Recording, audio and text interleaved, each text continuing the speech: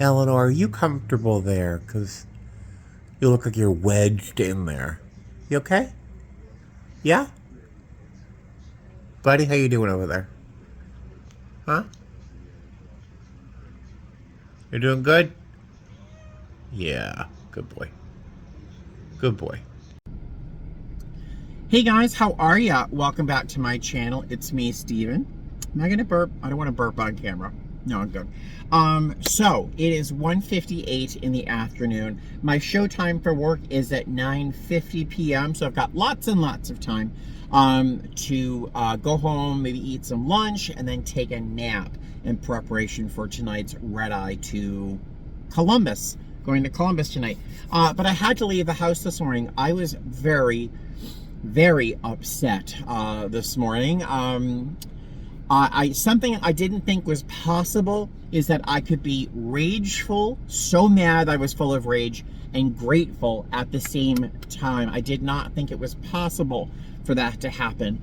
It did, and I'll tell you about that in a moment. I want to show you what I bought at Marshall's. Now, you know I shop at Goodwill for everything. The only thing I don't buy at Goodwill is socks, underwears, and t-shirts. I don't know why I'm so particular. This t-shirt, it's Helly Hansen, is from Goodwill, but for like my regular cotton t-shirts, I need new ones. I don't know.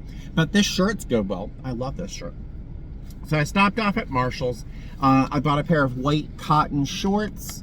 I have a Ralph Lauren cricket sweater that I just think is so fabulous. Goodwill for $7. I bought that, and I need a pair of white shorts to wear with those. And you can't find white shorts at Goodwill without some mystery stains all over it, so I had to buy new. I got this as an experiment to see if I'd actually use it. It's a food jar, so I could maybe put some hot soup or something in here. While on a layover, I can bring it on board the plane and enjoy something hot on the plane. And the whole reason I went to Marshall's today was to buy some underwear. These are the underwear I wear. I know you're all wondering, what does Steven wear? It's these Puma boxer briefs. I love them. They're cool. There's enough support. I really like them. So I could not bring myself to do laundry this morning and this afternoon. I was so shaken by this morning's activities. So I had to come and buy some things at Marshall's. Very strange to walk into a store now that's not Goodwill, because I buy all my belongings now at Goodwill or Savers. To walk into a store, even Marshall's, where everything is new, is very weird. But let's get to what happened this morning. Very upsetting to me. I mean, really upsetting to me. Also very grateful at the same time. So I have a day bed downstairs on the first floor because it's more comfortable in the summertime to sleep down there. And it's near Buddy. Buddy likes to spend most of his time looking out the big window downstairs. So I get to be near him, and Eleanor has her favorite spots down there. So it's very nice. About 7:30, 8 o'clock this morning, I was woken by a yip, yip outside the front window, and it was already hot. It was like 104 last night, so it's already hot this morning. And I heard this yip, yip, and it's the neighbor's dog. I have neighbors on my left if I'm facing my house. I have this neighbor on my left. An indeterminate number of people live there. I have no idea how many people live there. The number of faces I see coming and going. I'm not a Gladys Kravitz, but it's my neighbor. They're right there. My neighbor on my right-hand side is amazing. He is actually a stepbrother of one of my favorite people at work, and he's just amazing. The other neighbors on my left that own the dog, the Yippy dog, I can't say I hate them because that wouldn't be very nice of me, but I've done my best to not talk about them because I can't say anything civil about them. They've made living in my house, not always, but periodically, it almost feels unmanageable. The experiences I've had with them have been so bad. I've tried not to talk about them because they inspire me to say and think things that are not nice. But their dog, adorable little dog. It's a Yippy dog. It is what it is. It's the breed, whatever. It's a little brown dog about this big, shaggy little hair, little snout like a terrier, but it's got these little triangular earrings that kind of flop at the very tips. Adorable. Yep, it's outside my front window. I pay no mind because I think they're just walking their dog. I'd say about an hour later, I get up for to do some bidding for open time. It's seniority-based bidding right now. So I tried to swap a trip around, and I'd say it's about 9:30, 10 o'clock in the morning. It's well over 100 degrees outside. The pavement is already sizzling hot, and the dog's still outside. The dog is still outside. And I'm thinking, the dog got out. Like, they didn't just leave the dog out in this desert heat. It's deadly. So the dog somehow must have gotten out. So I get up to look outside the window, and one of my other neighbors, a little old guy, came by, and he went to knock on my door, and I'm standing in the window looking out, and I'm wearing a little pair of underwear. So I scoot back. He didn't see me, thank goodness. Then he realized it was the neighbor that he meant to knock on their window. See, he knocked on the window, no response. He walks away. Are you keeping up?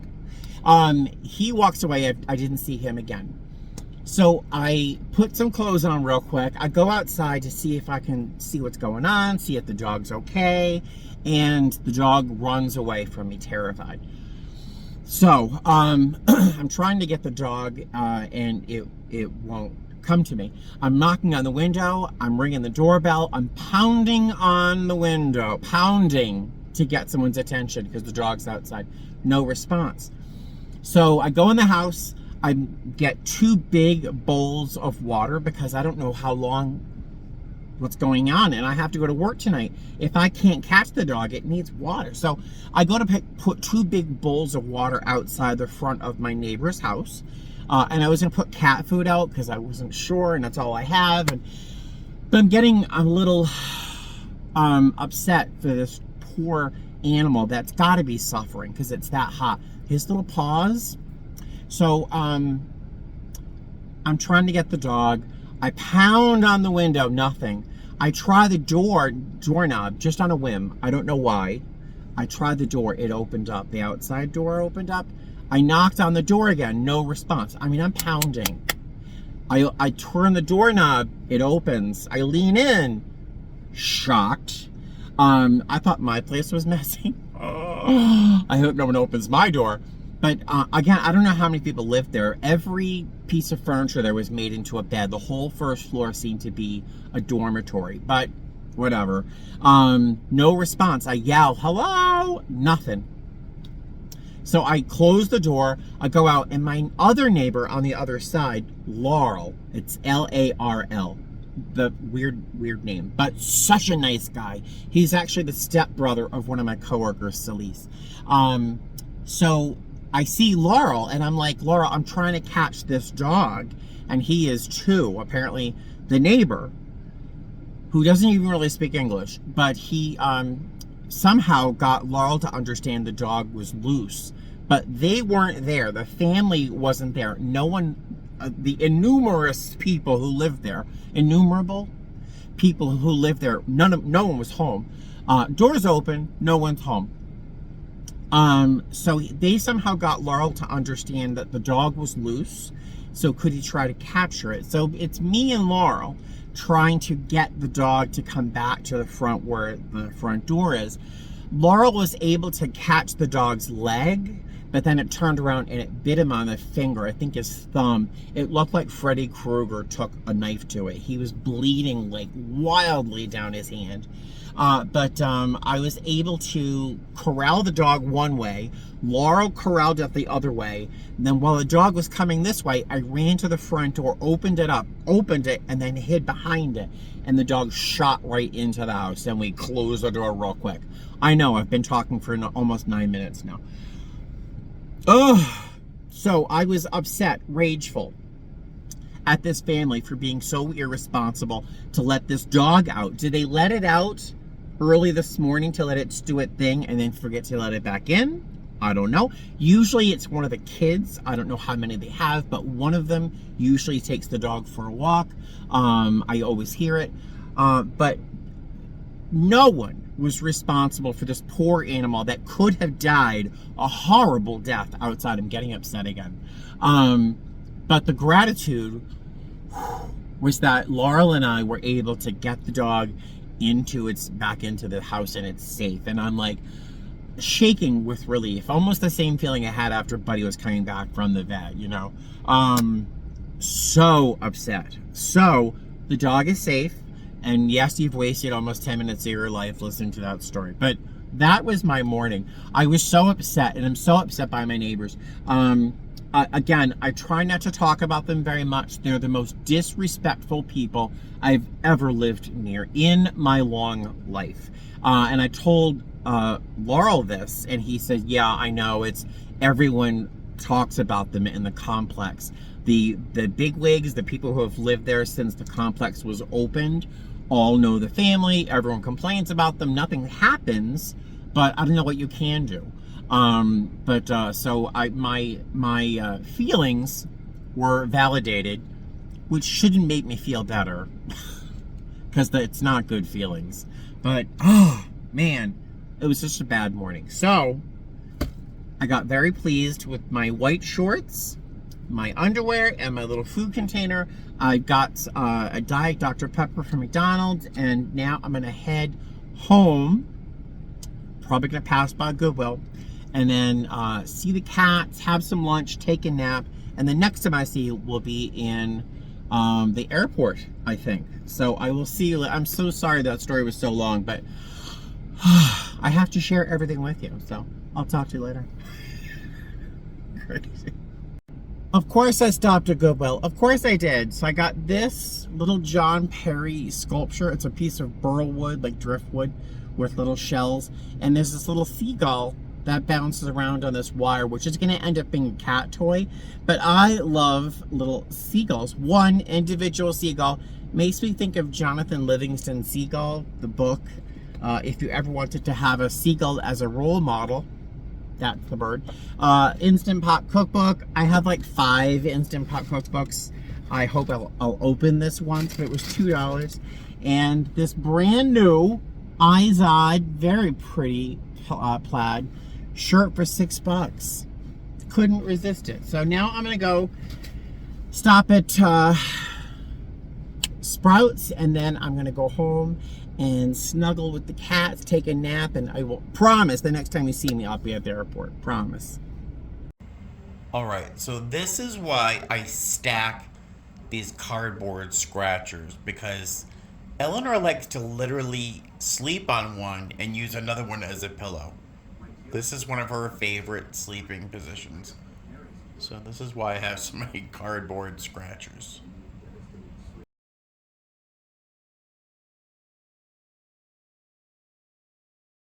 Well, this lighting makes you look a little bit like an Oompa Loompa or Trump, maybe? Not good. But the color of the sky, how pretty is that? I got a fantastic parking spot, so that's great. I have an hour and 20 minutes before I have to be in the crew room, so I'm going to eat dinner here at the airport. Let's see. It was so difficult to leave the house today. Because of this morning's shenanigans with the dogs, the neighbor's dog, I had to do a roll call to make sure the cats were in the house. Buddy and Eleanor like to go into the garage and sniff around, so I really had to make sure there was a roll call. We're all in the house, right? Everything's locked up tight, but it was hard to leave the house because they've been so sweet, especially Buddy.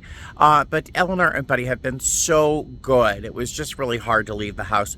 We did a lot of cuddling over the past 4 days off. So I've got a 4-day trip. I'm going to Columbus tonight, and I think I've got a short Boston layover after that. But yeah, I will see you later. Did I mention it's 108 degrees at 8:35 p.m.? Hey guys, how are you? Welcome to Columbus. I will admit that I'm a little disappointed with our hotel. It's not that bad. The front desk people are very nice, but it isn't what we had. We used to have the coolest hotel in Columbus, and it was right in the middle of the Short North neighborhood, which is like the coolest neighborhood. But we're no longer there. We're near the airport. The high point is that there's a McDonald's nearby. I'll give you a quick room. Let's do a quick room tour, and then I'll tell you about the flight. So we've got just a little bathroom, vanity, queen size bed or king size bed, little desk area. It's 65 degrees in here, which is absolutely amazing. I will not be sitting on that because I'm not sure if you can see, but the collection of stains covers the bottom of the seat entirely in a uniform manner. So it's very disturbing. The view, yeah, okay. But that's the room. There we are. The flight was much better than the room.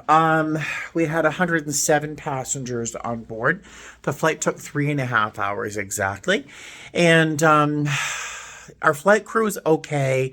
Our first officer kind of thought he was more of a cowboy than he really is. And I don't know. He yelled his announcements and, people are sleeping. It's whatever. And our passengers were great. We had lots of great kids on board. We had a very, very, very nice passenger. She's blind, but she was just lovely, and she seemed so appreciative of our gestures of trying to be, help her out and make her day easier. The only fly in the ointment, and there just always seems to have to be one, is a passenger seemed to have a problem with the race of the people he was sitting next to, and vocally, loudly told my coworker that he was not sitting next to those people. And it was just apparently really uncomfortable. And thankfully we had like 80 open seats, so we were able to move that person away, not for his benefit, but for their benefit. He was just whatever. Thankfully, he fell asleep and he slept the entire flight. I didn't want to hear him say a word. And the couple, so nice, and she was expecting. She's pregnant. She kind of looked a little bit like Jennifer Lawrence, a little bit like with the cheekbones. Oh, so pretty. But that was the only fly in the ointment. Otherwise, it was a very, very nice flight. And I've got 22 hours here. I plan on having a little nibble of maybe a banana and a muffin, then going to bed and sleeping until I don't need to sleep anymore. I'm going to hit the gym, and I have some lunch in my bag. I'll probably eat that instead of eating at McDonald's, because what I have is probably healthier for me. So that's it.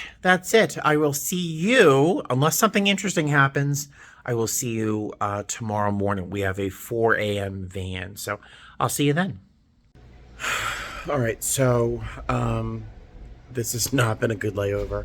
I did leave the hotel yesterday to take a little bit of a walk because it's beautiful outside, but came back, had some lunch, played some video games, watched a movie or two, just kind of farted around, and then tried to get to sleep by about 9:30, 10 o'clock.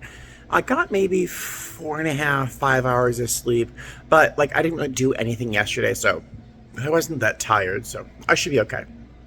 I woke up, I had 2 alarms that woke me up, and then I think what was possibly a drug deal was happening outside my door, so that kind of got me out of bed. That was like my 3rd alarm. They were still in the hall when I left the room. For some reason, they were there for a long time. Talk. And then, it was a lot. And then there's no coffee, of course. And I get down here waiting for our 4 a.m. shuttle. It is 3:53 in the morning. Their van doesn't work, so they're getting taxis to bring us. So there's that. So I'm hoping the rest of the day is a little smoother than how it began. All right, so wish me luck. Okay, good morning. So just did my checks. We got our paperwork. So our flight time to Orlando is 1 hour 51 minutes. Somebody asked about our timing on flights. Why is it so exact? Well, the airline industry tries to be as exact as possible. Tries. Early in the morning, it's easier than later in the day. But so 1 hour 51 minutes. We are full. 182 passengers booked. And that's it. So the hotel, it wasn't as bad as I was making it out to be. It's a nice hotel. There was a graduation party there last night, which explains some of the behaviors early this morning. There were a couple walks of shame happening. You know, young ladies barefoot with like a brassiere on. So yeah, that was happening. But the hotel wasn't as bad as I was making it out to be. We are boarding in a moment, so I will see you guys in Orlando or Boston. Oh, that air conditioning feels so good. So our flight from Columbus here was very nice.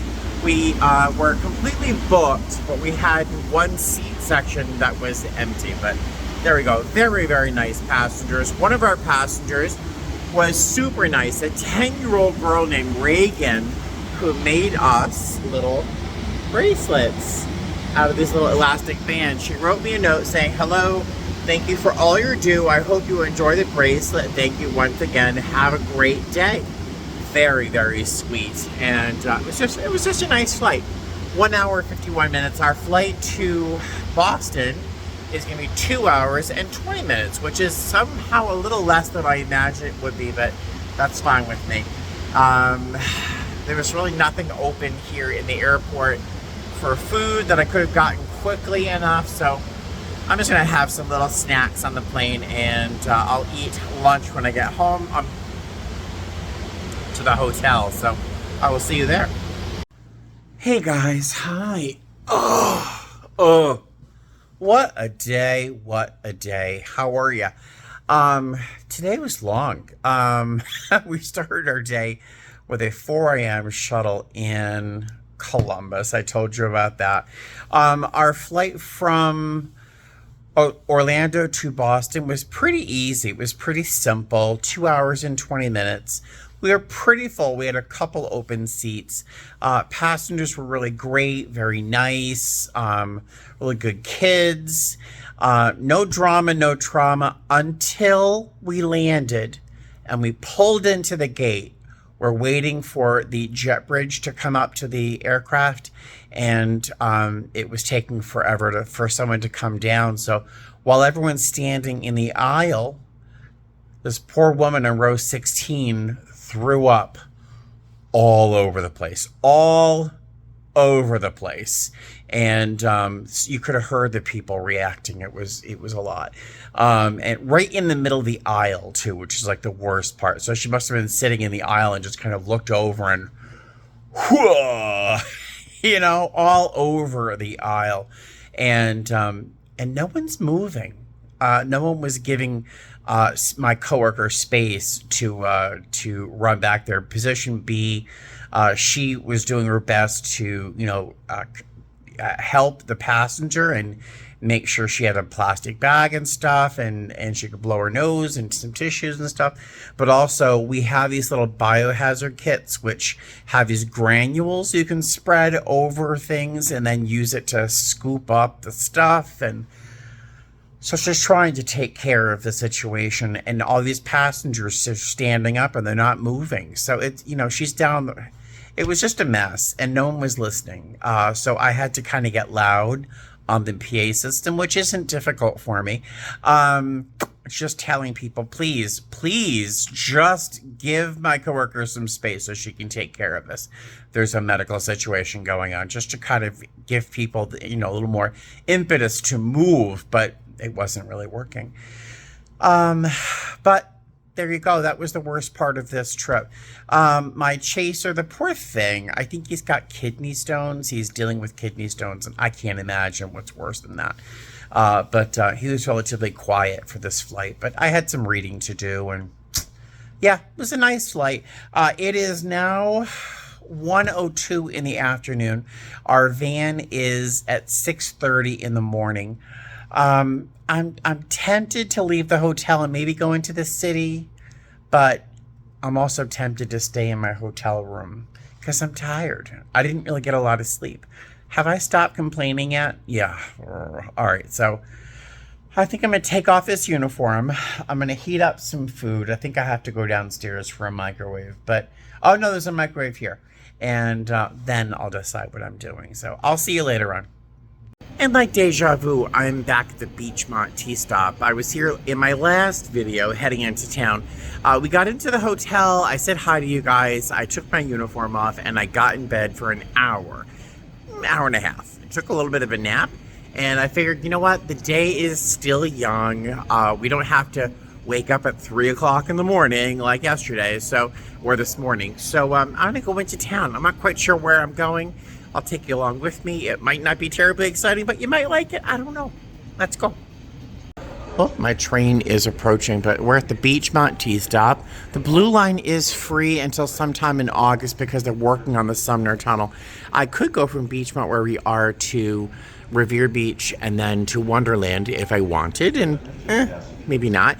So I'm gonna go into town. We're gonna get off at the Aquarium Tea Stop, which is right there. It's a little closer than it looks on the map, and we'll see what goes on from there. And I think here comes the train. Alrighty, so I got off at the Aquarium Tea Stop. I thought I would take a harbor cruise around the Boston Harbor Islands and all that. I've done it many times. I don't remember it costing $45. I don't. So I'm gonna skip it. And it's very busy down here, and I really don't know if I want to be on a boat with a whole bunch of people today. So I'm just going to walk around, probably not do anything terribly exciting, but here's proof I left my hotel. There's that. Okay, so we were just over there by the Aquarium Tea Stop, crossing Atlantic Street. There's this long, thin park, let me pan over here, right along here, and this goes the entire length really of the waterfront area. Over there, there's a whole group of kids waiting for water to shoot up. There's a fountain over there, and you see families hanging out in the grass. There's some sort of farmer's market kind of thing happening over here. If you can picture train trestles, or an elevated train about that high, running right along here. This was all super sketchy, super terrifying. It was just a horrible part of town, which cut off the whole waterfront from the main part of downtown over here. I forget the exact year, but they tore the elevated train down and put it underground, and turning this into a park. And it's really entirely changed the character of this whole half of downtown Boston. And I mean, you never would have seen this many people walking around the waterfront, ever. But I think I'm gonna poke around these shops, and yeah, I have no plans, so I'm just gonna poke around for a bit. Let's see what we see.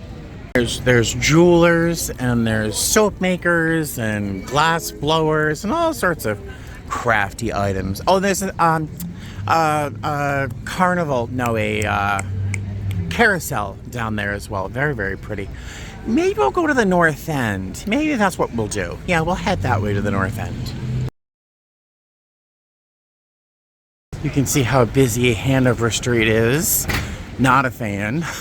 I'm gonna take a left up here and get on to Salem Street. All right, down by Polcari's. And we're gonna head that way. My goal is to hit Bova's and see if I can grab a little snack. Salem Street, oh my god, all the memories. I can't believe how busy it is down here. Usually there's no one walking through here. Years and years ago, 1992, there was a butcher shop down by Stillman over there, and I would go over there. My ex-boyfriend, but my boyfriend at the time, Steven, narcissist, would make me go there and buy very particular cuts of pork, and make me cook them specifically the way he wanted them. And that butcher shop was very accommodating, and it was probably the last real butcher shop in the North End. But can't believe how busy it is down here. All the memories. There's La Familia Giorgio, this restaurant here, famous for the largest portions of food you've ever seen in your life. Not the best, but the largest. Down here, though, is one of my absolute favorite restaurants in the world, Locanti's. Absolutely amazing, amazing food. One day I'll take a loan out and have dinner there again. It's been years since I've eaten there, but the gnocchi speziatino, oh my God, amazing. Bova, and uncharacteristically, there's a line, but I'm usually here at like 2 in the morning. So I decided to skip Bova because they had a line. I mean, it was incredible. I've never seen that place with such a line, and they didn't have any arancini, and that's what I was kind of hoping for. So I'm heading back towards Faneuil Hall. I'll probably get a snack there because I need to eat something. I just found myself snapping at this young lady. She was walking in the streets. See how narrow the streets are. Car and a bicycle was going by, and the bicycle almost hits the pedestrian. I'm like, you're in the freaking street. Did I say that? Oh, awful, awful. I need a snack. All right, I don't even recognize this city. There is a playground in front of the city hall, and there's a skate park up there. I mean, what is going on? The Holocaust Memorial here, if you have an opportunity to walk through there, is amazing. It's an amazing experience. Very somber. There's one of the ugliest buildings in America, Boston City Hall. I love it. It's brutalist, but I love it. So I'm walking back towards Faneuil Hall, but here's that Holocaust Memorial. There's 6 of these glass stacks to symbolize each of the concentration camps. The glass looks frosted. The entire surface of the columns looks frosted, but it's really the numbers that were tattooed on the victims' arms. At the bottom of each is a grate, and if you notice, you might see it, there's steam rising from fake embers rising from underneath those grates to symbolize the ovens that were used to kill people. It's just a really amazing, amazing memorial to a horrible, horrible time, but also uplifting in its own little way. But I'm glad to see people walking through with respect. Sometimes to see kids running around and people filming, and well, like I am right now, so I'll stop. All right, you really can't see, but we have Quincy Market over there. I'm sorry, that's Faneuil Hall. Then we have Quincy Market here. The north building's right there. The south building's on the other side. And over here, if you remember me filming a video years and years and years ago, my first jobs in Boston were working inside this building right here. And there are still people working on the carts that I used to work with years and years and years ago. I'm talking like back in like the 92, something like that. So my first job was working in a kiosk, a little building inside this space called La Saucier. We sold hot sauces, countless types of hot sauce. And it was right before the Boston shipyard.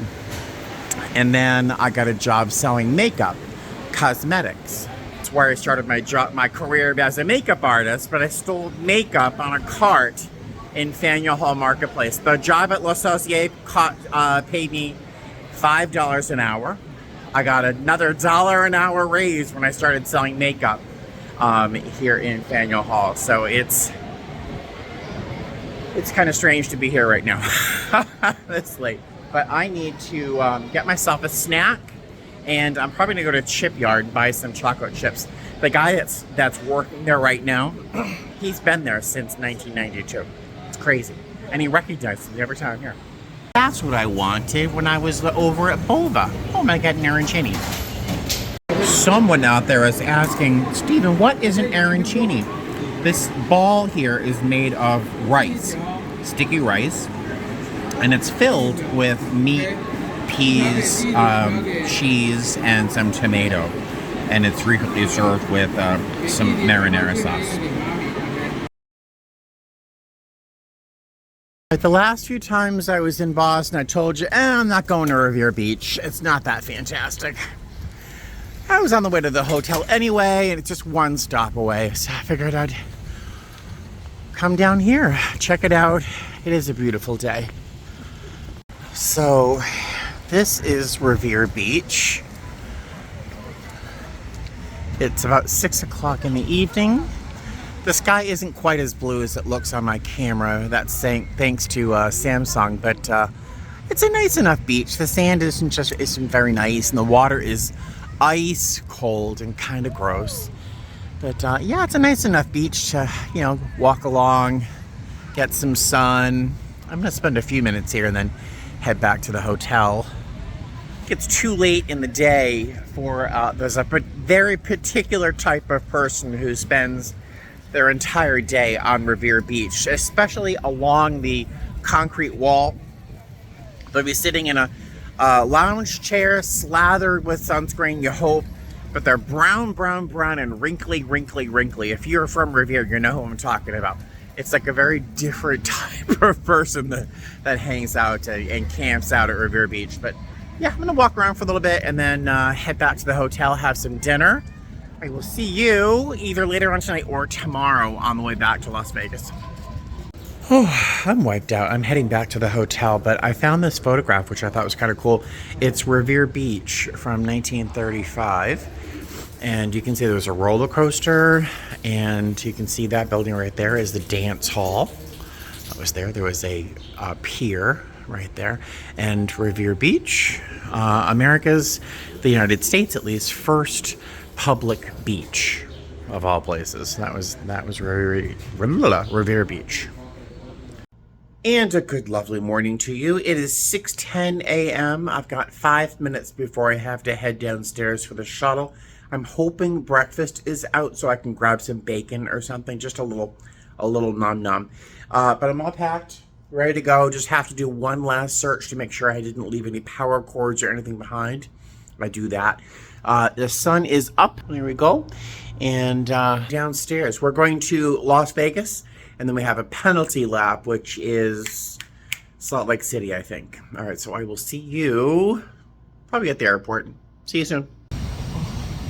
Hey guys, how are you? Why does it feel so good to rub your forehead like this? Alright, so, hi. I have not had a chance to say hi to you until now. It is about 2:45 in the afternoon. I'm in Salt Lake City.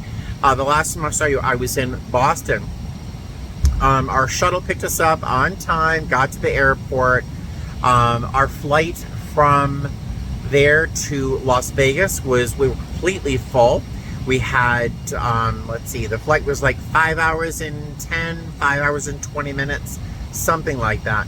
Really nice flight, very easy. It was not as, sometimes Boston can be a little high maintenance in terms of service, like snacks and drinks and stuff, but people were just very chill, very relaxed, really nice boarding process. They all got off the plane nice and orderly.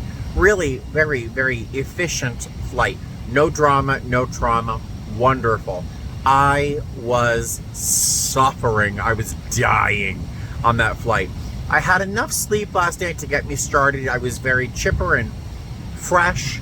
By about 4 hours into that flight, I could feel my eyelids scraping against the surface of my corneas. I mean, I was dying of exhaustion. So tired.